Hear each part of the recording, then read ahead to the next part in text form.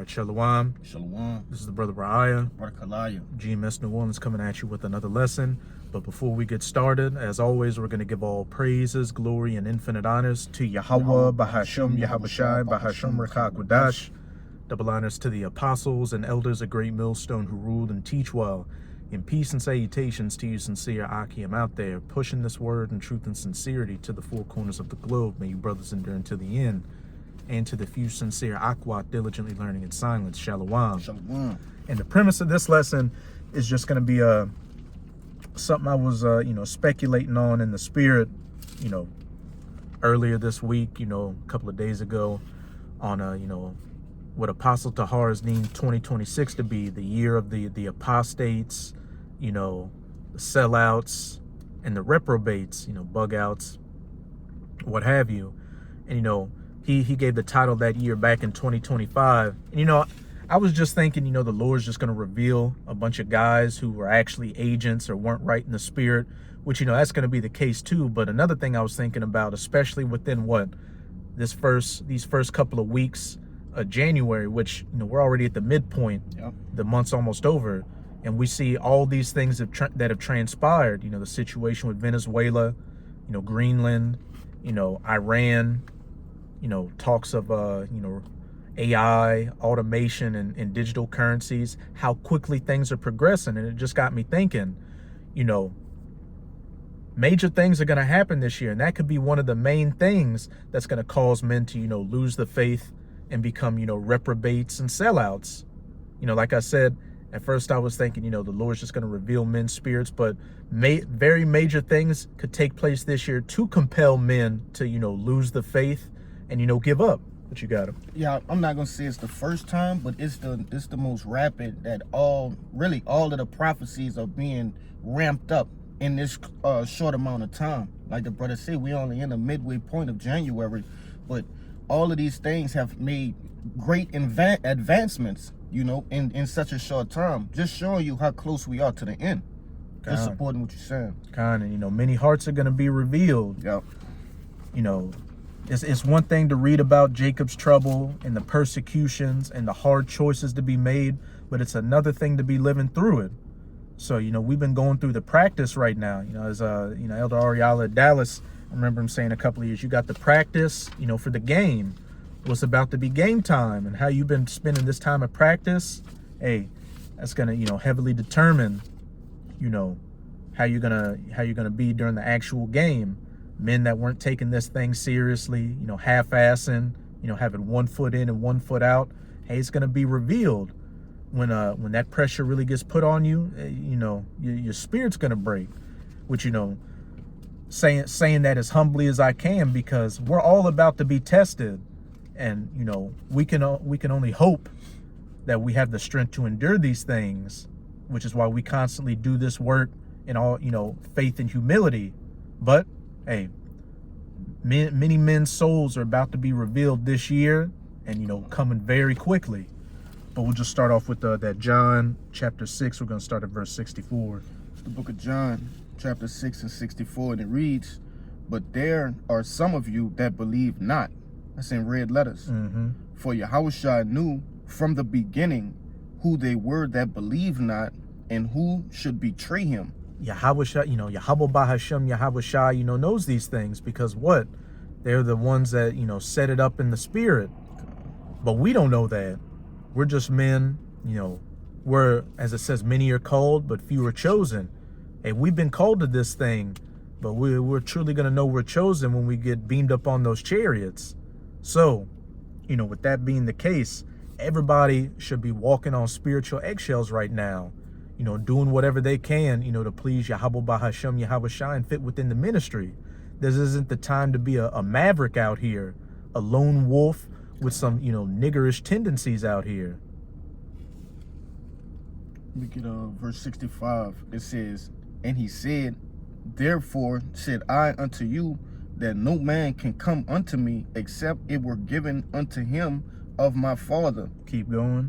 "From that time, many of his disciples went back and walked no more with him." So even back then, of course we know a Judas Iscariot, which is going to mention, at the end of this chapter, but even back then, the things Yahushua said were hard sayings to a lot of men, which caused them to, forsake him and lose faith. Okay. One thing was, he said, you have to eat my flesh and drink my blood, which we know he was speaking about, consuming him, and consuming the doctrine. But, a lot of Jakes were simple and thought he was literally talking about being a cannibal. So they left off from him. Well, let's, fast forward to today. A lot of people get butthurt that, the heathens can't make it. Men and women aren't on an equal playing field, especially the grape doctrine, the MOTB, not all Israel's going to make it, And these are the words of what? Yahweh, Bahashem, Yahushai. That's right. Many Jakes get offended by it. Many Jakes have fallen off over it. And what? As we get closer and closer to this persecution and more of these prophecies coming to fulfillment, those men that weren't fully rooted, they're going to be plucked up. Yeah, verse 67, it says, Then said Yahushua unto the 12, Will ye also go away? Mm-hmm. Question mark. Then Simon Peter answered him, Lord, to whom shall we go? Thou hast the words of eternal life. And, to those that are firmly rooted in Yahweh Bahashem Yahushai, hey, we have a similar mindset. Abaratazah, this brother and myself are of that number, as what Peter said, to whom shall we go? Thou hast eternal life. In my spirit, I'm sure with this brother too. I know with this brother too, we know that this is the truth. Right. There's no other, no other thing that can compare to it. Any answers, I ever had about life, the scriptures completely answered it. And, I think about that, all the time. I can't imagine, falling out and to where would I go? Once knowing the truth and then, seeing how bullshit everything is, where else am I going to go to find the answers to things? What else out there has a path to where, my nation of people are going to be on top and get out of this, situation? Especially now seeing that this devil's showing his horns and getting ready to, really come down on the tribes like that. Verse 69, it says, And we believe and are sure that thou art Hamashiach, the son of the living power. And, that should be, the spirit. But, as Judas Iscariot, betrayed Yahushua in the past, even though he saw the miracles. Imagine that, you seen the miracles and still portraying Yahushua. How much more now when, we haven't seen miracles like that, multiplying, fish and bread by the thousands, raising the dead, healing the sick, causing the blind to see and the deaf to hear. When we haven't seen things like that and we're just going off the faith of the scriptures, how much more now are you going to have a lot of men out here, a lot of women become apostates and reprobates because what? They weren't fully rooted and they still got 1 foot, in the world. They're being lukewarm out here. And what did Yahushua say about that? I'd rather you be cold all the way in. No, that's Satan. I'd rather you be hot all the way in or cold. Just go be all the way in the world instead of half-stepping. Because nobody likes a lukewarm bath. Nobody likes, food that's hot on the outside but cold on the inside. Right. You spit that out of your mouth. And that's what Yahweh Bahashem Yahushua is getting ready to do to a lot of the, reprobates and apostates out here. A great sifting is about to happen. Verse 70, it says, Yahushua answered them, Have not I chosen you 12, and one of you is a devil? Question mark. He spake of Judas Iscariot, the son of Simon, for he it was that should betray him, being one of the 12. And verse 70 is very humbling. Peter was saying, you're the son of the living power who has the words of eternal life. But Yahushua answered them, Have not I chosen you 12, and one of you is a devil? Hey, an example of many are called, but few are chosen. Judas Iscariot was called into the truth, and he betrayed the Son of Man. And the servant is not greater than his master. Many men were called into this truth just to, show their true intentions at the end of the day. Betray brothers, be an agent, bug out, which we've seen that. You know, men you would have never expected. Men, you know, I've been around personally, you know, this brother's been around personally, you know, you brothers that have on the other side of the camera been around personally that you thought were solid that fell off. And, you know, these things took place, you know, of course men got things going on in their personal life, but what? You can still go buy food. You still got a roof over your head, running water. You still got your creature comforts. If they do these things in a green tree, how much more, you know, in the dry tree when there is no food, no water, no electricity, you're on the run. You know, Esau's putting that gun to your think tank, all these things. That metal is really going to get tried in the fire to see if your works are of hay and wood and stubble, or if it was that gold and silver that's going to go through the fire and be tried and refined. You got a precept? Yeah. You got it. It's the book of Sirach, chapter 11 and 25, and I'm going to read down to 27. It says, in the day of prosperity, there's a forgetfulness of affliction, and in the day of affliction, there is no more remembrance of prosperity. All right, just showing you that when Jake is up, they forget about the hard times, all right, the trials, the tribulations, okay? And then once they, you know, opposite and vice versa, when they're in the troubling times, they forget the hard times, man. All right, which we're finna see once this devil all the way flicks on the switch, okay, and fully come out in full force when things are hard to get, like the brother said, the creature comforts. You're gonna see Jake forget about the times when he did have those things. Hey, during the C19, during 2019 to 2021, that showed a lot of men's hearts. You know, men, women got that juice because what they were afraid of, losing a job, not being able to go into a restaurant, you know, little basic shit. It wasn't no life or death thing. And then what, things opened back up, and here we are. Everybody that did get that juice, hey, is either in the spirit world or feeling like a complete asshole right now. So when that C-hip comes and that pressure is really put on, you know, it says in Revelation 13, you know, that, you know, it says in 13, you know, 14, well, you know, 13 and really 20, you know, that there are going to be those that are going to be faced with being put to death and put to death for not taking the C-hip. You know, if you're, you know, lackadaisical and wavering right now, when that pressure really applies, you're going to break to pieces. A little bit more, verse 26, it says, for it is an easy thing unto the Lord in the day of death to reward a man according to his ways. So if you've been, you know, being crept in unawares, okay, low-key being a nigga, you know, ultimately not being all the way in the truth, man, being lukewarm, hey, the Lord gonna remember that, all right? You won't slip past the gate too much longer. Straddling the fence will be a thing in the past, man, all right? It's gonna be clear and cut in that day. What side of the fence that you fall on. And this is the point, this is why I got this. It says, verse 27, the affliction of an hour maketh a man forget pleasure, and in his end his deeds shall be discovered.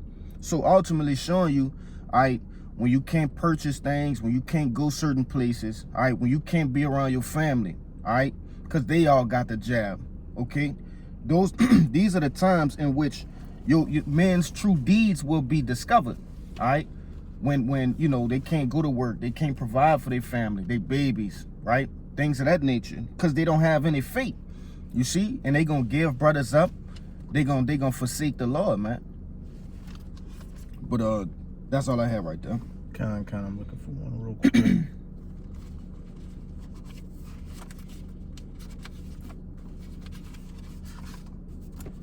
Looking for about to fall on two. Yeah, I got my favorite one too. That was Solomon. You got it if you want to bring it down. Wisdom of Solomon 17 and 12. It says, for fear is nothing else but the betraying of the succors which reason offered. In which I love to bring this one out because it explains to you what fear is. The Lord tell you, he didn't give us a spirit of fear. But if correct me if I'm wrong, but he said of boldness and love, or strength and love, something of that nature. So like it roughly paraphrasing. But nevertheless, right here it says, fear is nothing else but the betraying of the succors, which succors mean help, which these scriptures not only comfort us, but they help us, all right, by building up our faith and giving us an option when the world has no options, man. All right, it gives us that way out. You see?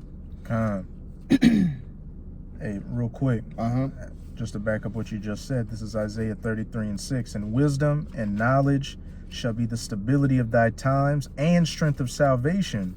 The fear of Yahweh is his treasure. And you know, what was the beginning of wisdom? You know, the fear of the Lord. And you know, those that are, you know, half-stepping right now, when they're faced with being X'd out of society, you know, faced with being, you know, put down for not taking the C-hip, the persecution coming, you know, those that weren't firmly rooted, having that knowledge, wisdom, and understanding as their stability to know that, yes, these things must come, but what? We have an expected end if we endure these things. Right. You know, receive that crown. Even if you got to get, you know, sent to the spirit world, that's the thing. You have faith that there is a life, you know, that there is a, you know, life after death. You don't just think that, oh, this is the only thing, you know, I just gotta eat, I gotta feed the kids. I just want, you know, it's like old boy, if you ever saw that new Judge Dredd movie, there was a scene where you had a crooked judge, and he got the one up on Judge Dredd, and he had his gun drawn on Judge Dredd about to put him down, and Judge Dredd put up his hand and said, "Wait." And the other judge said, "Wait for what? A few more seconds of life because you're so fucking weak you can't stand to see it end?" Like, what if you truly believe in these things and know that the life after death, you know, if you go down as a soldier, Yahweh Shai, you're gonna receive that crown. What are you giving it up for? Right. To eat some bugs, to have a micro C-hip in you, you know, to go back to a broken society. There should be nothing left that's appealing in this society for you if you're truly rooted in this thing. But if you're being lukewarm and you don't have your eyes single, what you're gonna waver when this pressure, you know, really gets put on you. Yeah, you gotta watch a man that's just wild by America today, man. All right, he Googled he like I always say, eyes big as a frying pan about things that's just going on in the world right now. And I'm not talking about watching for prophecy, man. Folly shit. Jake just like that ain't no good sign, man. Like the brother said, you should be really utterly disgusted with the things that's going on in the earth, man. Everything is at an all-time low. Life on earth is at an all-time low, man. You should just your heart should be set on getting out of here. So that shouldn't be nothing but a thing. And obviously I'm speaking you know, in a sense of it's easier said than done. But another thing too is we have to understand that that choice of life and death can come to any one of us. So it should be something that's at the forefront of your mind when you wake up every morning, man, and you know you pray unto the Lord. What you got it? And what comes with you putting your hand to the plow? You know, that's one of the that's gonna be an end, you know, for some of the brothers out here. Yeah. Is that they're gonna have to go out on their shield. As the brother just said, that should be something you should be waking up, you know, thinking about at least, you know, that should come to your mind. If you're truly rooted in this thing, that should come to your mind at least at some point during the day. At some point, bro. And that keeps you, that builds that healthy fear, and what brings that healthy hope as well. That look, if this has to come down, the scriptures tell me what's going to be the next step to that. If I don't waver, if I don't give in, you know, as old boy said, just for a few more seconds of life because you're so fucking weak, you can't stand to see it end. Which, I mean, of course, I'll say this, you know, nobody wants to die. Right. Naturally, we want to make it to the end, you know, transition to the chariots. But hey, that's what comes with this word being a two-edged sword. Yeah. I got something for you too. Kind of got it. This the book of St. Matthew, chapter 5 and 10, and it reads, "Blessed are ye which are persecuted for righteousness' sake, for theirs is the kingdom of heaven." You see, so, you know, not only just being persecuted, but also being put to death. All right? Hey, there's the kingdom of heaven awaits you, man. Tell you in the book of Revelations, all right? Hey, their works shall follow them. You see? So the works that you put in here, all right, in the truth, all right, let's say you are put down, all right, you expired. Hey, those works will follow you, and you're going to be met in the clouds according to what? 1 Thessalonians, the 4th chapter, man. All right, we're gonna those that survive will meet you in the clouds. You know. Let me see. Real quick to back you up, what does it say? I believe it's in Psalms. It's like, blessed in the sight of the Lord is the death of his saints. Yep. If that is your lot, you know, that's an honorable, that's if you got to go out, that is the most honorable way to go out for Yahweh Bahashem Yahweh Shai, because you're going to have that testimony in the kingdom. This is a man that stood against the whole world. Yes. As a brother Kaya says, you know, the world is a strong place. You know, a man in a world of wickedness that stood firm until the end, because in the kingdom it's going to be a world of righteousness. Yep. So it's going to be hard for, you know, those that don't remember, or those that were put down on this side, to be like, oh, you know, I can't imagine the whole world being engulfed in wickedness and you stood firm against it. That's going to be an eternal memorial. That's like some Kratos shit, brother. You just going against the whole, you know, whole thing. One man, you know, that's heavy. But you know what the flip side of that is? If you gave in, right? If you bitched up at the last moment, that's going to be your memorial. Here you are in the kingdom. You're at peace. You know, you're Israelite. You're going to be good.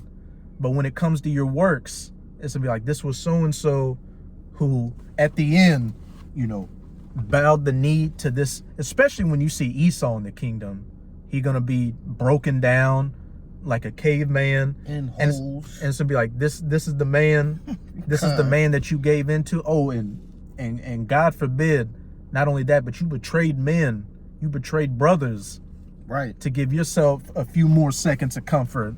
That's hey, I choose the first option, an eternal memorial of righteousness, not an eternal memorial of, you know, being looked at as a self. Well, you know, after a time, Jake gonna be good, but when they go into your records of your memorials, like, this guy was a sellout. Yeah, he sold out. Look at how we remember Judas.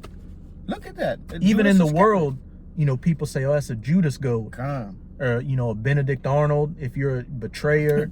Oh, this is Benedict Arnold.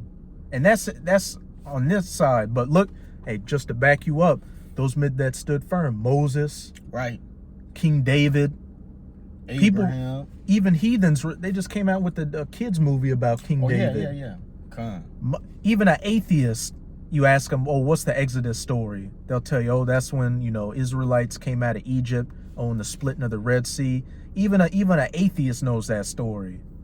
So imagine the memorial of the men that stood firm in this final reincarnation before, you know, eternal righteousness, which, shit, you can get that Daniel 12. Oh, yeah, for sure. Because, hey, you know, brothers say it all the time. The times we're in right now is the last time to get it right. The last time to get it right forever. There's no do-overs on this one. If you miss out on the crown on this go around, that's it. That crown in coming back around. This ain't like the Super Bowl where every year you got a chance to win a ring that you end up pawning on an auction because, you know, you ran out of money. Let me just get two, right? Straight to the point. I start at the top. You can read 2 to 3. Daniel 2. This Daniel 12, verse 2 to 3. The book of Daniel, chapter 12 and 2, and it reads, and many of them that sleep in the dust of the earth shall awake, some to everlasting life, and some to shame and everlasting contempt. And, you know, being in the dust is being in a state of confusion. And we're in that time right now that everybody's, you know, waking up. Some to everlasting life and praise. You know, the men that are standing firm right now, that Abaratazah were that number, enduring to the kingdom to receive those crowns. But even many who knew they were Israelites, that are going to ultimately wake up to shame and everlasting contempt. They bent the knee to Baal and gave in. They became an apostate, a reprobate, a sellout, and, you know, either they're an agent right now that hasn't been exposed, or what? They're gonna, you know, get that bag and become an agent. Verse 3, and it reads, and they that be wise shall shine as the brightness of the firmament, and they that turn many to righteousness as the stars forever and ever. And hey, you know, there's just going to be that distinction in the kingdom of those men who are of that number, having that glow about them. Yes. That aura, you know, that saying aura around them. It's like the dream that the brother had where he was saying, you know, everybody was beautiful, living good, dressed nice in the kingdom. But he said when he was flying over him, you know, the Jakes on the ground were like, that's one of them, like just showing that distinction. And he said as he was flying over him, all the Jakes just bowed, like it was a wave of people just bowing as he flew over him. It's heavy. That's definitely what in this life could compare to that.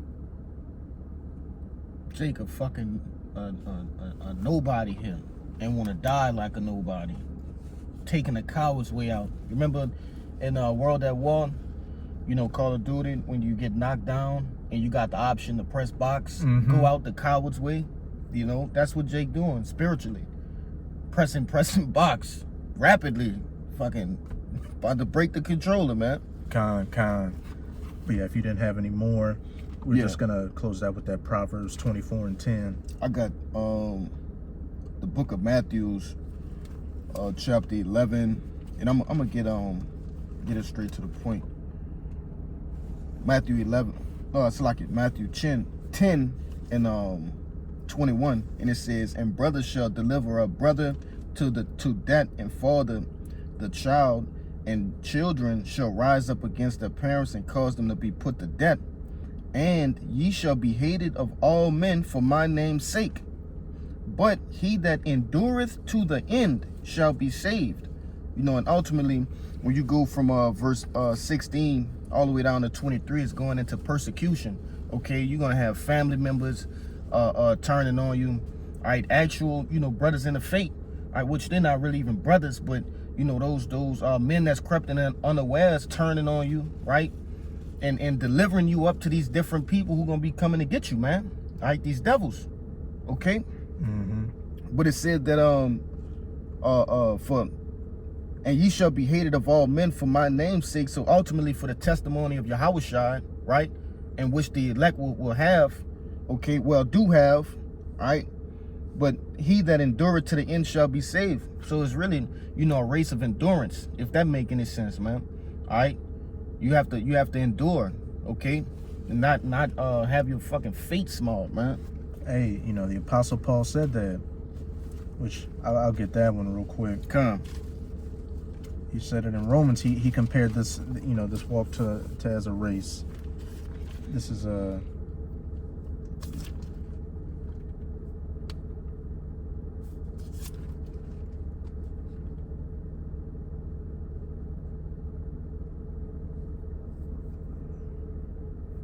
I'm right on top of it.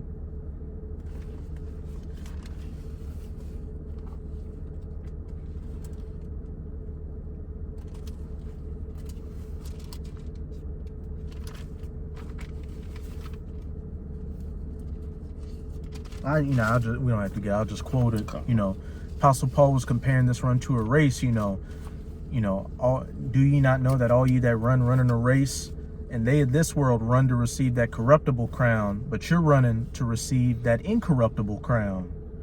You know, that eternal memorial of righteousness, which, you know, you should not accept anything less than that if you're firmly rooted.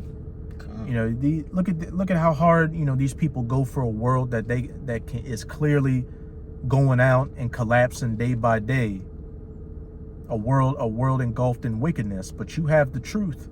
You have the knowledge, wisdom, and understanding, and those words of eternal life. You know the Lord's name, you know your identity, and you should know what that expected outcome is going to be. So now's not the time to be, you know, getting weak in the faith. And, you know, if you do feel weak in the faith, pray and fast for it. Now is not the time to be half-stepping, because it's about to be game time when those real pressure points are about to be hit. And if you've been, you know, spending this time of liberty and grace, getting firmly rooted, you know, having that solid foundation, built upon, that house built upon that solid foundation. When the wind and the rain, going into the tribulations come, you're going to stand firm. That's and right. ultimately, what's that foundation? Yahushua, that chief cornerstone. But if you built your house on sand, that bullshit, something that gives way whenever you put your feet on it, which is what this whole world is. Anything in this world that you've ever put your faith in is always fallen apart, betrayed you, or has never lived up to the expectation you had for it. So it's going to constantly give way. So you might as well, just have that firm footing so you don't fall over. We'll close off in that Proverbs. It is Proverbs chapter 24 and verse 10. And it reads, if thou faint in the day of adversity, thy strength is small. Straight to the point. If thou faint in the day of adversity, thy strength is small. And why would you have small strength?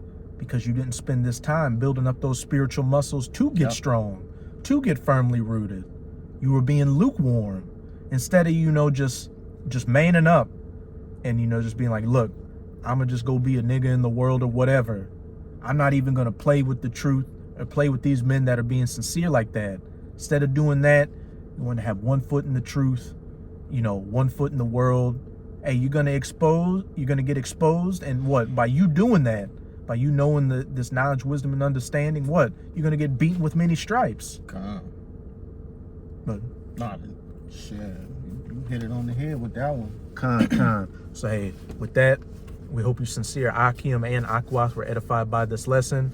And again, before we get out of here, as always, we're going to give all praises, glory, and infinite honors to Yahweh, Bahasham, Yahushai, Bahasham, Rakak, Wadash.